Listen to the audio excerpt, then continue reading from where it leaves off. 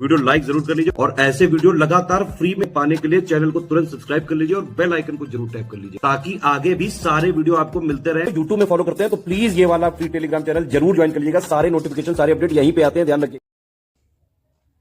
तो दोस्तों UP PCS में सिर्फ और सिर्फ एसडीएम डीएसपी ही नहीं और भी होती हैं पावरफुल पोस्ट जो आपसे छूट जाती हैं, उनको आप ध्यान रखिए क्योंकि ये जो पोस्ट है कई में स्पेशल एलिजिबिलिटी मांगते हैं। हो सकता है आपके पास वो एलिजिबिलिटी स्पेशल हो और आपको पता ना हो और आप उस फॉर्म को मेंशन ना कर पाएँ। इसलिए जब आप फॉर्म भरें, अगर अभी नहीं भरा है ना, आवेदन आ चुके हैं, फॉर्म भरिएगा।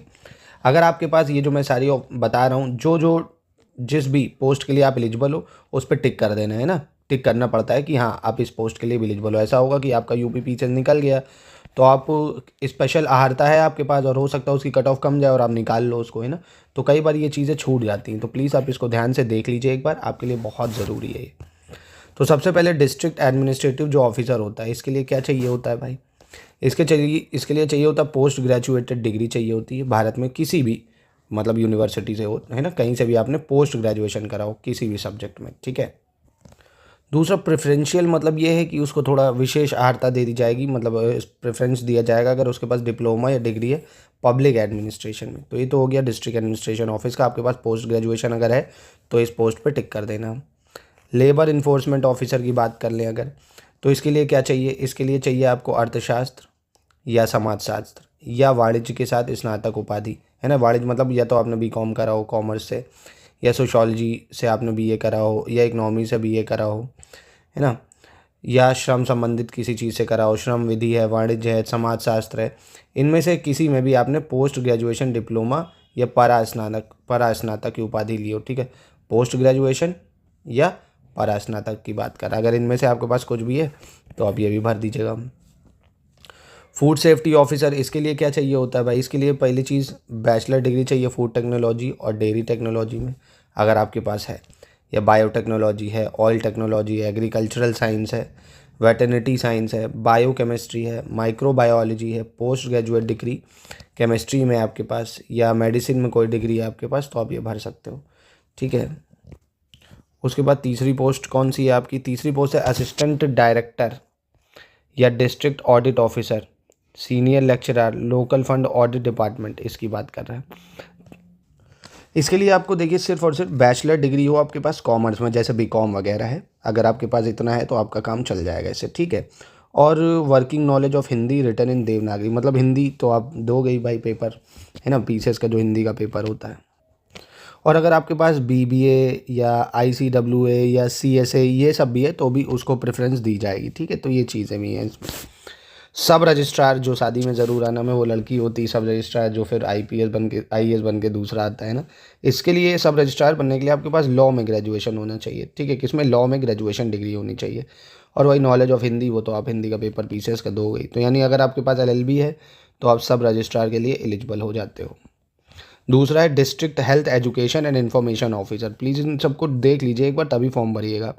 तो अगर डिस्ट्रिक्ट में हेल्थ एजुकेशन इन्फॉर्मेशन ऑफिसर बनना है तो इसके लिए आपको क्या चाहिए? भारत में विधि द्वारा स्थापित किसी विश्वविद्यालय से समाजशास्त्र यानी सोशोलॉजी या समाज विज्ञान में आपके पास स्नातक होना चाहिए, तथा किसी मान्यता प्राप्त विश्वविद्यालय से पोस्ट ग्रेजुएट डिप्लोमा भी होना चाहिए, किसमें? हेल्थ एजुकेशन में, ठीक है। तो समाज विज्ञान में स्नातक ये सब चीज़ें हों आपके पास, sociology, anthropology, psychology, social psychology, तो आप भर सकते हो। Assistant commissioner and assistant registrar की बात करें, अगर आपको असिस्टेंट रजिस्ट्रार बनना है तो बैचलर डिग्री आर्ट्स यानी बीए वगैरह, साइंस हो आपके पास या कॉमर्स, एग्रीकल्चर, है ना, मतलब आपके पास बीएससी है, बीकॉम है, बीए है, तो आप ये भर सकते हो। डिस्ट्रिक्ट ऑडिट ऑफिसर या असिस्टेंट डायरेक्टर कोऑपरेटिव सोसाइटीज़ की बात करें तो इसके लिए सिर्फ और सिर्फ बैचलर डिग्री चाहिए कॉमर्स से, यानी अगर आपके पास बीकॉम है तो आप डिस्ट्रिक्ट ऑडिट ऑफिसर के लिए भर सकते हो। असिस्टेंट लेबर कमिश्नर जो संदीप भैया बन जाते हैं भैया, वो आपने एस्पायरेंट सीरीज़ देखी होगी संदीप भैया वाली। तो इसमें आपको सिर्फ क्या चाहिए असिस्टेंट लेबर कमिश्नर बनने के लिए? अर्थशास्त्र, समाजशास्त्र या वाणिज्य विधि, श्रम प्रबंध या श्रम कल्याण, श्रम विधि, समाजशास्त्र, इन सब में आपके पास क्या होना चाहिए? परास्नातक की मतलब उपाधि होनी चाहिए, ठीक है। आपके पास पोस्ट ग्रेजुएशन वगैरह इससे होनी चाहिए, अर्थशास्त्र समाजशास्त्र से, तभी आप ये बन सकते हो।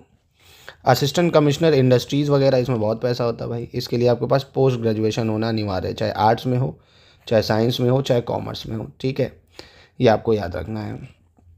असिस्टेंट रिसर्च ऑफिसर की बात कर लें तो इसके लिए भी आपको पोस्ट ग्रेजुएशन डिग्री चाहिए केमिस्ट्री से, ठीक है, तो केमिस्ट्री से आपको क्या चाहिए, पोस्ट ग्रेजुएशन डिग्री।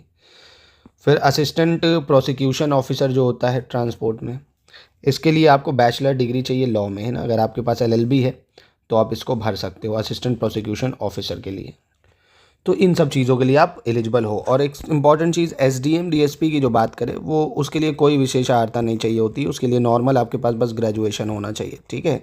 विशेष अर्हता इन सब चीज़ों के लिए चाहिए, तो प्लीज़ अगर इनमें से आपके पास कुछ है तो आप उसको भी टिक कर देना, ठीक है।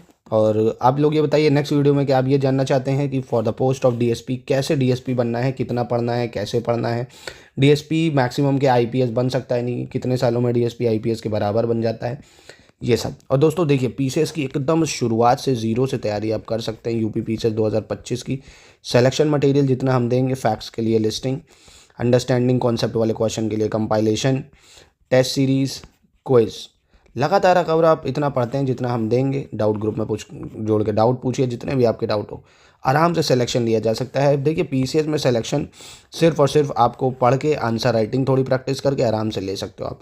UPSC अलग है, UPSC में आपको कॉन्सेप्चुअल क्लैरिटी, एनालिटिकल पावर, बहुत सारी चीज़ें चाहिए। PCS सिर्फ फैक्ट्स पे बेस्ड है, अगर कुछ फैक्ट्स को लगातार रिवाइज करते हो आप तो आराम से आप पेपर निकाल सकते हो।